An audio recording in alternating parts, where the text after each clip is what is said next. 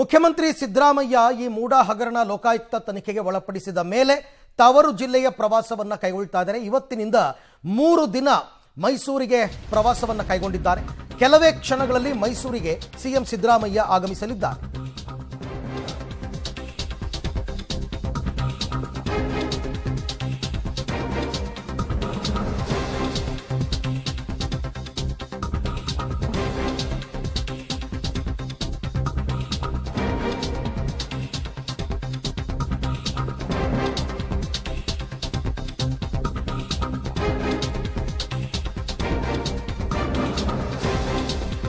ಕೆಲವೇ ಕ್ಷಣಗಳಲ್ಲಿ ಮೈಸೂರಿಗೆ ಸಿದ್ದರಾಮಯ್ಯನವರ ಆಗಮನವಾಗ್ತಾ ಇದೆ. ಮೈಸೂರು ಏರ್ಪೋರ್ಟ್ ಬಳಿ ನೆರೆದಿದ್ದಾರೆ ಬೆಂಬಲಿಗರು ಅಪಾರ ಸಂಖ್ಯೆಯಲ್ಲಿ. ವಿಮಾನ ನಿಲ್ದಾಣದಲ್ಲಿ ಸಿಎಂಗೆ ಅದ್ಧೂರಿ ಸ್ವಾಗತ ಕೋರೋದಕ್ಕೆ ಸಿದ್ಧತೆ ಮಾಡಿಕೊಂಡಿದ್ದಾರೆ.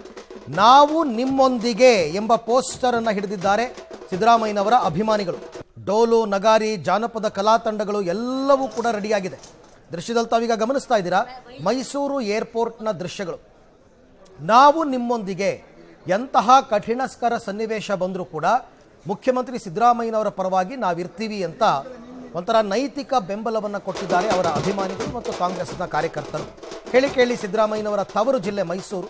ಸಹಜವಾಗಿ ಅವರಿಗೆ ಅಪಾರವಾದ ಅಭಿಮಾನಿ ಬಳಗ ಇದ್ದೇ ಇರುತ್ತೆ. ನೋಡಿದ್ದೀರಾ ದೃಶ್ಯದಲ್ಲಿ ಈಗ ಮುಖ್ಯಮಂತ್ರಿಗಳು ಇದು ಮೈಸೂರಿಗೆ ಪ್ರವಾಸವನ್ನು ಕೈಗೊಂಡಿರ್ತಕ್ಕಂಥದ್ದು. ಅವರ ಕಾವೇರಿ ನಿವಾಸದಿಂದ ಅವರು ಹೊರಟಿರ್ತಕ್ಕಂಥದ್ದು. ಅಲ್ಲಿಂದ ಅವರು HALಗೆ ಹೋಗ್ತಾರೆ. HALಯಿಂದ ಡೈರೆಕ್ಟಾಗಿ ಮೈಸೂರಿಗೆ ವಿಶೇಷ ವಿಮಾನದಲ್ಲಿ ಅವರು ಪ್ರಯಾಣ ಮಾಡ್ತಾರೆ. ಇವತ್ತು ಇಡೀ ದಿನ KDP ಸಭೆಯನ್ನು ಇಟ್ಕೊಂಡಿದ್ದಾರೆ. ಅದೇ ಸಂದರ್ಭದಲ್ಲೇ ಮೈಸೂರು ಲೋಕಾಯುಕ್ತದಲ್ಲಿ ಅವರ ವಿರುದ್ಧ FIR ಕೂಡ ಇವತ್ತು ನಾಳೆಯಲ್ಲಿ ದಾಖಲಾಗಿದೆ. ವಿಚಾರಕ್ಕೆ ಸಂಬಂಧಪಟ್ಟಂತೆ ಮತ್ತಷ್ಟು ಮಾಹಿತಿ ನನ್ನ ಕೊಲೀಗ್ KP ನಾಗರಾಜ್ ಅವರಿಂದ ಪಡ್ಕೊಳ್ಳೋಣ. KP, ಈಗ ಬೆಳಿಗ್ಗೆ ತಾವು ಹೇಳ್ತಾ ಇದ್ರಿ ಪ್ರತಿ ಬಾರಿ ಮೈಸೂರಿಗೆ ಬಂದಾಗಲೂ ಅತ್ಯಂತ ಖುಷಿಯಿಂದ ಸಿದ್ದರಾಮಯ್ಯನವರು ಬರ್ತಾರೆ, ಆದರೆ ಈ ಸರ್ತಿ ಬೇಸರದಿಂದ ಆಗಮಿಸ್ತಾ ಇದ್ದಾರೆ ಅಂತ. ಆದರೆ ಅದಕ್ಕೆ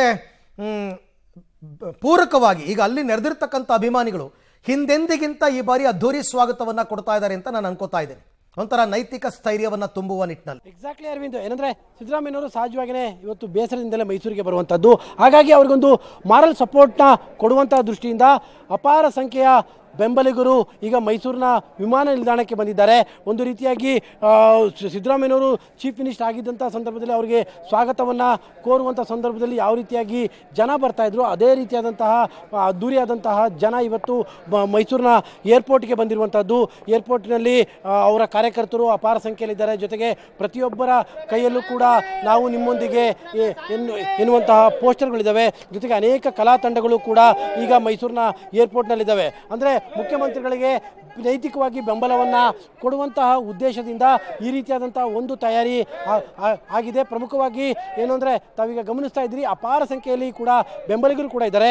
ಮೈಸೂರಿನ ಕಾಂಗ್ರೆಸ್ ಜಿಲ್ಲಾಧ್ಯಕ್ಷ ಡಾಕ್ಟರ್ BJ ವಿಜಯಕುಮಾರ್ ಇದ್ದಾರೆ. ಸರ್, ಪ್ರಮುಖವಾಗಿ ಏನು ಇವತ್ತು ಇಷ್ಟೊಂದು ರೀತಿಯಾದಂಥ ಅದ್ದೂರಿಯಾದಂಥ ಸ್ವಾಗತ? ಏನಿಲ್ಲ, ಅದ್ದೂರಿ ಸ್ವಾಗತ ಏನಿಲ್ಲ, ಸಾಹೇಬ್ರಿಗೆ ಒಂದು ನೈತಿಕ ಬೆಂಬಲ ಕೊಡೋದಕ್ಕೋಸ್ಕರ ನಾವು ನಗರ ಕಾಂಗ್ರೆಸ್, ಜಿಲ್ಲಾ ಕಾಂಗ್ರೆಸ್ ಎಲ್ಲ ಪದಾಧಿಕಾರಿಗಳು ಅವ್ರನ್ನ ಆತ್ಮೀಯವಾಗಿ ನಾವು ನಿಮ್ಮ ಜೊತೆ ಇದ್ದೀವಿ ಅಂತ ಅವ್ರಿಗೊಂದು ಸಾಂಪ್ರದಾಯಿಕವಾದ ಸ್ವಾಗತ. ಅಲ್ಲ, ಸಾಮಾನ್ಯವಾಗಿ ಸಿದ್ದರಾಮಯ್ಯ ಮೈಸೂರಿಗೆ ಬರ್ಬೇಕಾದ್ರೆ ಭಾಳ ಖುಷಿಯಾಗಿ ಬರ್ತಿದ್ರು. ಈ ಸತಿ ಬೇಸರದಲ್ಲಿದ್ದಾರೆ, ನಾವು ನಿಮ್ಮ ಜೊತೆಲಿ ಇದ್ದೀವಿ ಅನ್ನುವಂಥ ಸಂದೇಶನ ಇದು. ಇತಿಹಾಸದುದ್ದಕ್ಕೂ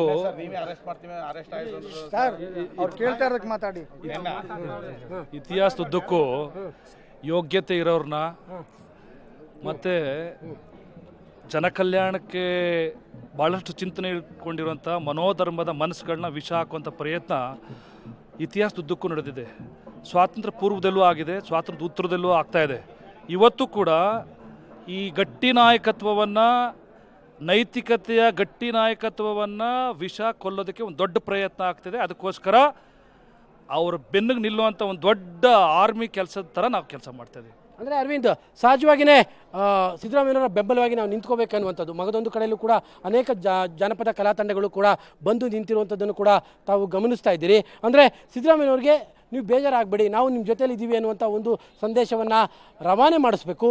ಮತ್ತು ಅವರು ಯಾವುದೇ ಕಾರಣಕ್ಕೂ ಕೂಡ ನಾನು ಏಕಾಂಗಿ ಆಗ್ಬಿಟ್ಟೆ ಅನ್ನುವಂಥ ಮನೋಭಾವ ಬರಬಾರ್ದು ಅನ್ನುವಂಥ ದೃಷ್ಟಿಯಿಂದಲೇ ಅನೇಕ ಜಾನಪದ ಕಲಾ ತಂಡಗಳು ಮತ್ತು ನೂರಾರು ಜನ ಕಾರ್ಯಕರ್ತರು ಬಂದು ಅವರ ಪರವಾಗಿ ಜಯಘೋಷಗಳನ್ನು ಕೂಗ್ತಾ ಇರುವಂಥದ್ದು. ಅಂದರೆ ನಾವು ನಿಮ್ಮೊಂದಿಗಿದ್ದೀವಿ ಅನ್ನುವಂಥ ಬೆಂಬಲವನ್ನು ಕೂಡ ಅವರಿಗೆ ವ್ಯಕ್ತಪಡಿಸ್ತಾ ಇದ್ದಾರೆ. ಇದರ ಜೊತೆಗೆ ಮುಖ್ಯಮಂತ್ರಿಗಳ ಮೈಸೂರು ಪ್ರವಾಸದ ವಿವರ. ಓಕೆ KP, ಥ್ಯಾಂಕ್ ಯು ತಮ್ಮೆಲ್ಲ ಮಾಹಿತಿಗೆ. ಇವತ್ತು ಇಡೀ ದಿನ KDP ಸಭೆಯನ್ನು ಮಾಡ್ತಾರೆ ಮೈಸೂರಿನ ಪಂಚಾಯತ್ ಕಚೇರಿಯಲ್ಲಿ ಅಂತಕ್ಕಂಥ ಮಾಹಿತಿ ಕೂಡ ಲಭ್ಯವಾಗಿದೆ.